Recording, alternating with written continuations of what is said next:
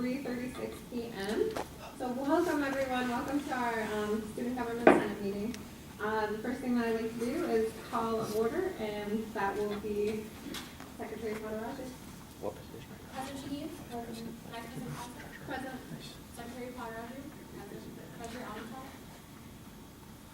Speaker Ito? Senator Napal? Present. Senator Glavin? Present. Senator Colbert? Senator Parrish? Senator Hannah? Here. Senator Patterson? Here. Senator Egan? Here. Senator Cheney? Here. Senator Spencer? Here. Senator Petty? Here. Senator Shaheen? Present. Senator Sanders? Here. Senator Emery? Here. Senator Ball? Here. Senator Awada? Here. Senator Doss? Here. Senator Gandhi? Senator Gary? Senator Plentovich? Here. Senator Zhao? Here. Senator Stockmaster? Here. Director Mahalsio? Here. Director Pizza? Here. Director Patterson? Here. Director Moon? Director Frederick? Present. Alrighty guys, let's move to announcements. So, does anyone have announcements, Senator?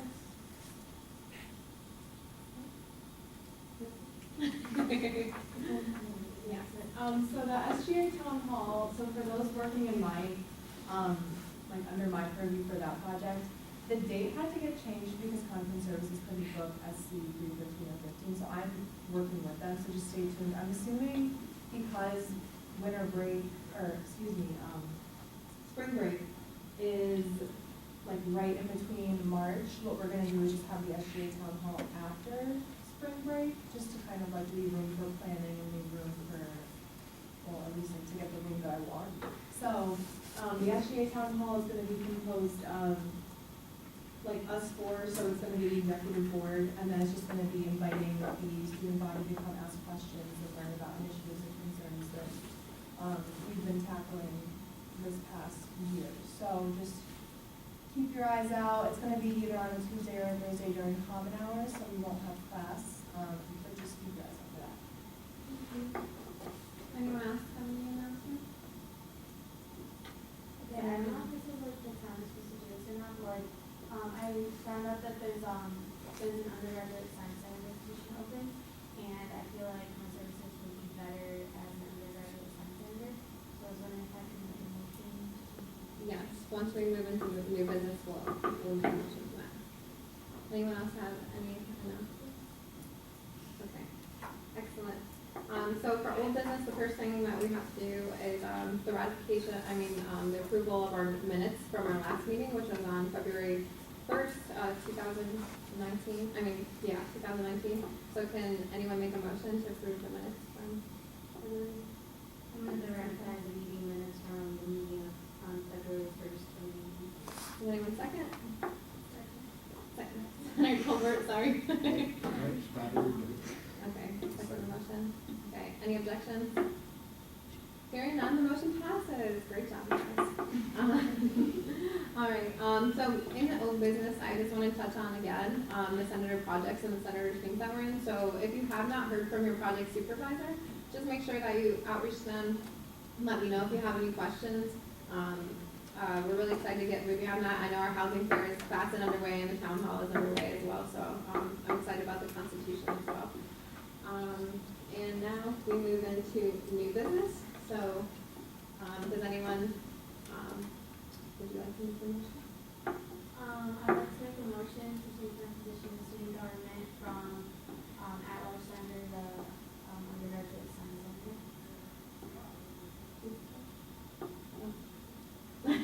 I second Senator Patterson. Okay, does anyone have any objections? I don't have objection. Scared me there, yeah. No, I don't have objection, but I would like to speak on behalf of Giovanna. I think that she's doing a lot of great work in science, in the science college, and that she would be a really great representative for all of her constituents. So I fully support all the initiatives and goals that she has. So, thank you, Giovanna. Hold on one second. All right, so no objections? All right, hearing none, the motion passes. Congratulations.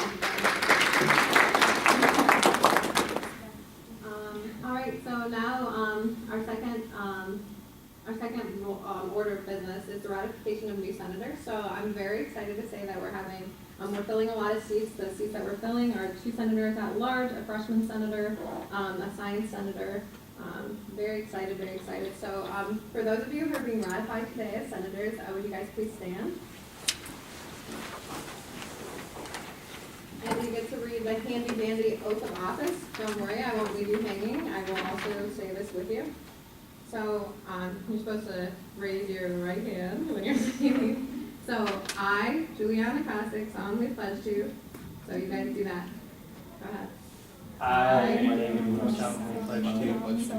Right, and then we'll say the rest together. Defend the mission of the CSC Student Government Association as outlined in the Constitution and Operations Manual. Comply with the position descriptions and responsibilities associated with the appointment of SGA office. Uphold all policies of Cleveland State University. Treat all members of SGA with civility and respect during Senate meetings and in all other circumstances. Interact with all members of the CSU student body and administration with civility and respect. Support all SGA initiatives with appropriate intent, service, and pride. Represent Cleveland State University in a positive, professional, and ethical manner. Congratulations to our senators. That's the future of our SGA, so I fully expect all of our senators that are currently here to congratulate them after the meeting. And then for those of you who have just been ratified after the meeting, we'll meet back in our office in the Student Center. We'll get all of your membership squared away and make sure that you have access to our office and kind of do a short little training, which should take only about 15 to 20 minutes. Our next order of business are urban initiatives, and then we have Dean Angoli. So sorry, Colin, sorry. I have very poor eyesight. But would you like to take the floor? Sure.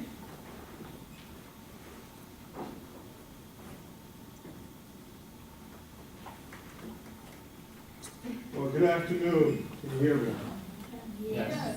Fantastic. I can't tell you how thrilled I am to take a few minutes just to come before student government and talk a little bit about urban and hopefully some ideas and initiatives that come of it. I don't actually have formal initiatives to tell you about because I actually want this to be generative. But let me talk a little bit about the Urban College. You may not know much about it. I am a new dean, relatively new dean. I've been here for 2 years in Cleveland. And the Urban College was formed in 1977. Really was an interesting formation. It came at a time in this nation's history when the urban crisis was invoked. Now, this is the separation between sort of generations. You know about the urban crisis? It's okay to say that. The urban crisis in this country formed around a couple of issues. One, white flight to the suburbs, and the fiscal undermining that happened because of that. Many cities in this country lost their tax bases when high net worth individuals moved to the suburbs. But it was also a time of racial tumult when African Americans and other communities of color wanted more representation, more voice in city government. And so those two very related trends came to the fore in the 1960s and 70s. And it was a time of rioting, it was a time of unrest. And so colleges like mine came or were born out of a need to understand this period in our nation's history. And I can tell you, it was the formation of the urban college here took a little different cast than other places in the United States. We were born of the need to generate knowledge about the urban crisis, but also to do something about it, to be an action-oriented organization or institution. And that's in our DNA. And I think that I'm the most blessed individual in the world, because that's how I frame my own career, both generating knowledge about urban issues, but also trying to do something to solve some of those issues. Well, fast forward. We were heavily supported by the state of Ohio to actually be that generative agent, that action agent. We lost a lot of resources probably about 7 years ago, and so we had to really rethink ourselves. We didn't have $1 million a year to be active or to do research, so what could we do? We retreated a little bit, and that's one of the things that I'm trying to change. We weren't out there in the community as much, and our research agenda sort of constricted. But what happened on the good side of it is we increased our focus on undergraduate education. We're more colleges focused in on graduates, producing PhDs, and leaders for public agencies. That hasn't changed, but we're now 2/3 undergraduate education, and I'm real proud of that. And we're trying to get our enrollments up, so those of you who are disaffected in your own colleges, we welcome you. No, don't go tell your deans that. I have all of my deans are good friends. But what am I trying to do? Well, within our limited resources, I am trying to actively engage us in the community. And we're doing that strategically. To give you an example of what we're trying to do. I have a sense that CSU and Urban College ought to be engaged in CMSD, Cleveland Metropolitan School District, because, quite frankly, those folks are our potential enrollees. And we can't say when CMSD kids come here, they're not prepared. That is unacceptable for a higher educational institution. We need to be involved in kindergarten now. Well, I can't be involved in kindergarten, but yesterday, the last 3 days actually, we had 30 high school students come in for what we're calling our Policy Institute. And we gave them soup to nuts, beginning introduction to the policy-making process, but also community organizing. How do you achieve power? How do you use power? And I thought it was very successful. But those are the types of initiatives that we're trying to engage in. Another way that we're trying to engage in the community is not to be the centerpiece of activity, but to let others tell their story. So in a few weeks, for example, we're having the Refugee Collaborative that works in Cleveland. They're going to come and have a forum to expose others in the community, our students, to what's happening in the refugee community. There are a lot of forums like that, but those are our calling cards, so to speak, until we can get more engaged. There are other things on the horizon. I can't tell you about them because they're still in flux, but suffice it to say that the university feels that we are an important agent in community engagement, that they gave us the Office of Engagement.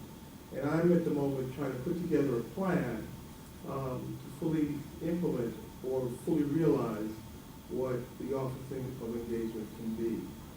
So I would say stay tuned, but I want SGA to know that you have a home, so to speak, if you have ideas related to community engagement, community development, anything that relates to, as I say it, creating a better world. When I first came in, that was the thing that I said to our graduate students and our undergraduates. Why are you here? Well, my goal is to create a better world. If you want to be an ally, a participant in that, Urban College is your place. So with that, I'm happy to entertain any questions about the Urban College. board and hear your ideas about what we can do together. Yes.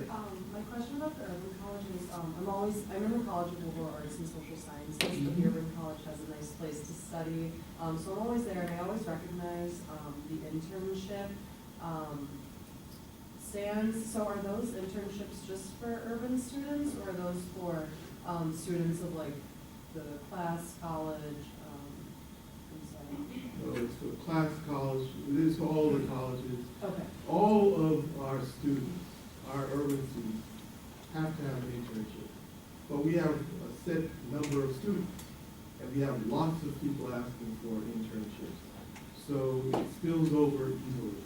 If you have a question or you have a problem getting an internship, go see Rachel Singer or send me a note. I'm happy to try and facilitate that. Okay, thank you. I'm stretching you a little bit. It's even going to be more formalized because the Office of Community Engagement also has a slice of the internship pie. And so either from the college or through the Office of Community Engagement, we will get you an internship. Thank you. Yes, Hi, Dean England, thanks for coming. my pleasure. I have a question about how SGA can be more involved with the urban college as a whole. But specifically, you mentioned your policy institutes Yeah. to get high school students sort of aware of the opportunities at People in State. Is that something that we could maybe have SGA representatives come and speak to the students, maybe help out, even if it's passing out food or something of that nature? No, I think that that's a very good idea, and I could see SGA members being mentors to students over the year. I could see them helping them understand college knowledge. So I can see a definite role, and if you want to do that, you should just let me know. And you will be involved in the planning for next year's Policy Institute. So I'm very open to that and will follow up.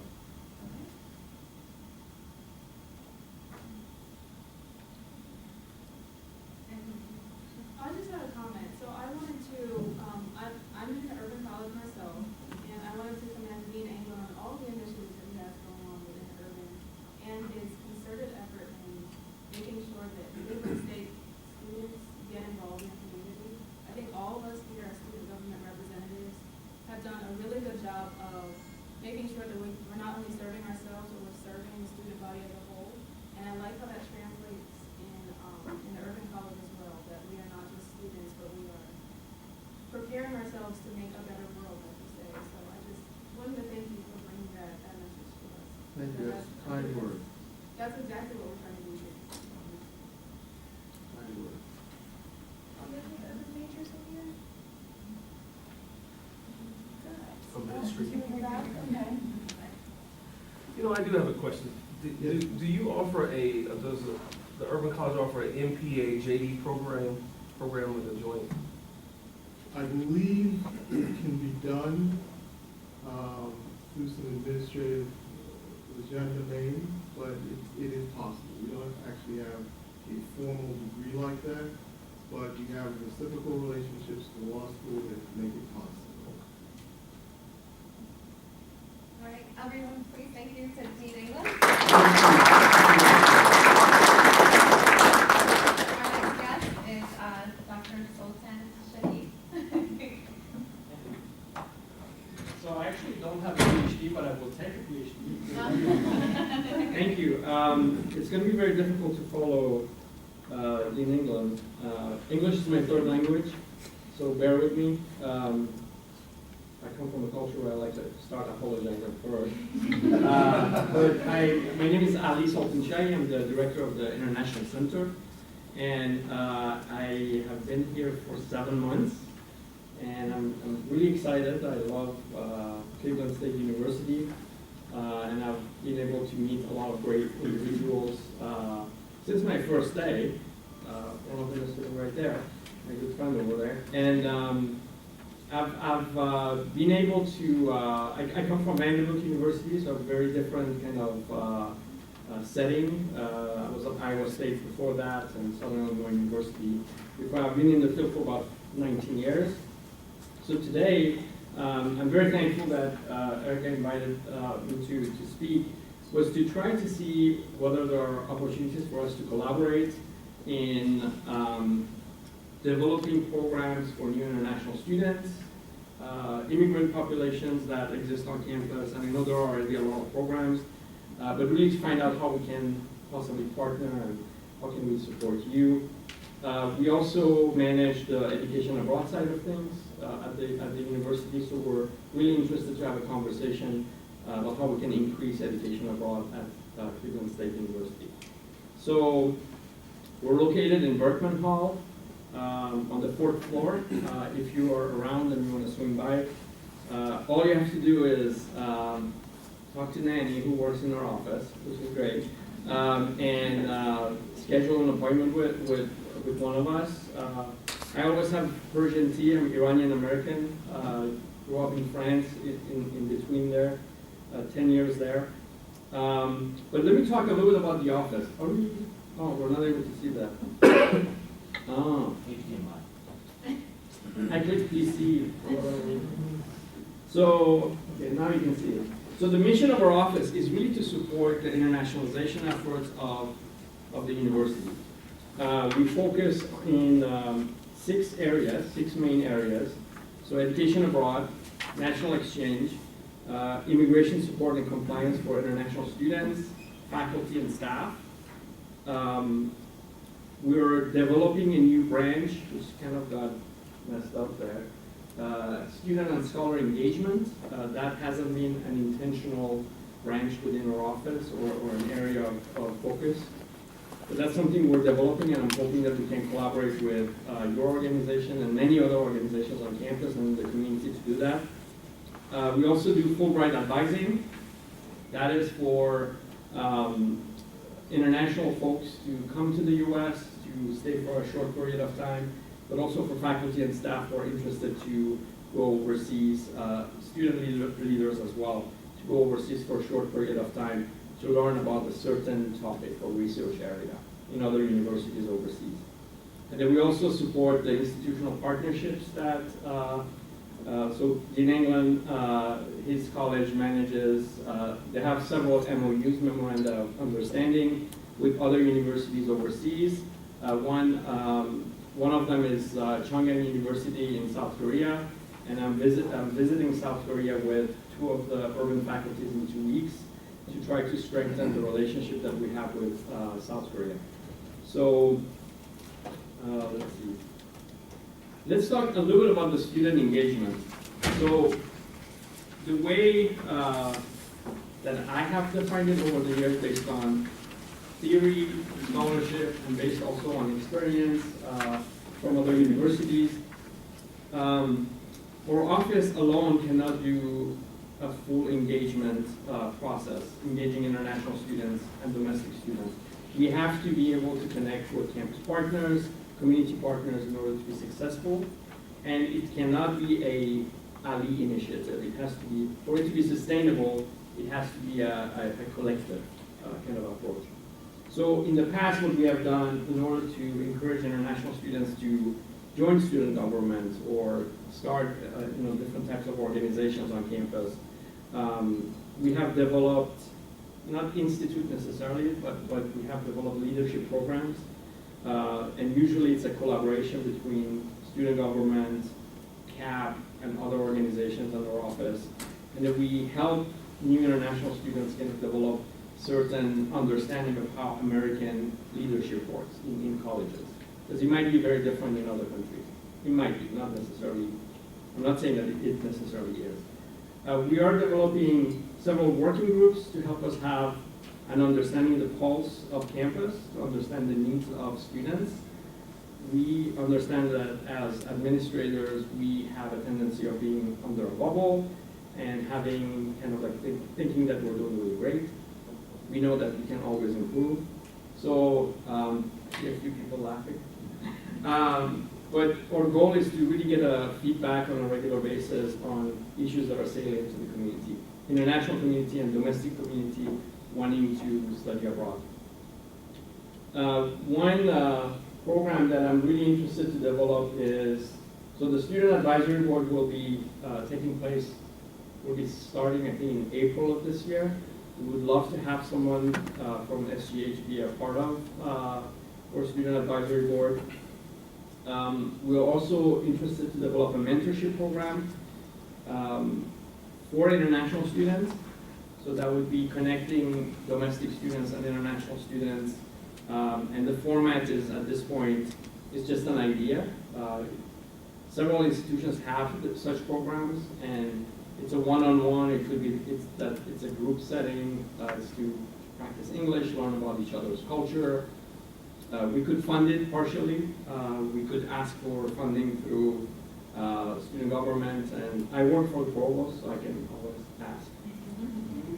Don't tell him I said that. Are you recording? And one other thing is career development and advising to create opportunities for international students to be able to do internships, etc. So I am also on a couple of boards in the city, so Global Cleveland. I'm also on the board of the ICC WIN, which I don't remember what it stands for. Please don't tell them. But it's an organization that has existed for the past 20, 30 years, and what they do is they create opportunities for immigrant communities to be appreciated and featured. In general, my approach to student leadership and allowing students to be successful is to serve as a catalyst. So to work with campus partners and community members and what I call campus success teams, which includes student government, CAP, and other organizations, to try to create opportunities for new international and domestic students to have a very positive experience in college. So if you have ideas, if you would like to have a conversation, I'm always open. I quickly want to talk about education abroad, and knowing that some of you might be interested, some of your constituents might be interested, so we're always looking for opportunities to bring the information to students. And I'm really interested to develop scholarship opportunities for students to be able to study abroad. So if you have ideas, please come talk to us. Oh, okay. Sorry. I was going to very quickly talk about this. This is based on scholarship research that has been compiled for the past 50, 60 years. It talks about how international students go through certain stresses based on the fact that they have to worry about immigration compliance, cultural stress, academic stress, and career development, right? So I'll give a very quick example. I'm Iranian American, came to the US 23 years ago. I'm still learning English. I'm learning new words every day. And I remember arriving, not necessarily speaking very well, and going through a period of culture shock, social cultural adjustment for at least a year. And then realizing that after a year, I had made some connections on campus, off campus with the community, and based on my identity, and as I was developing my identities that were developing during college, also based on my interests, right? My degree and, like soccer in the olden days, the real football, and then playing music.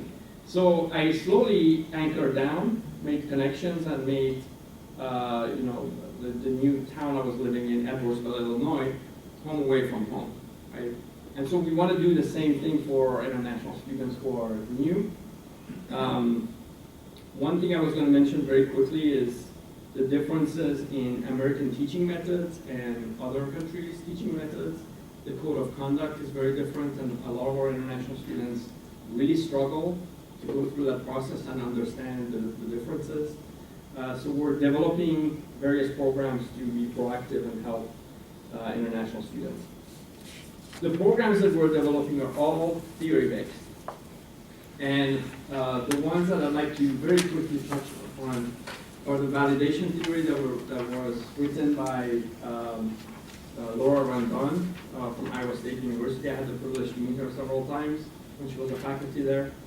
And the intergroup relations, where they talk about reducing anxiety between people of different groups in order to have a better student experience. So based on those, we have a strategy for new international student intake, like an onboarding process,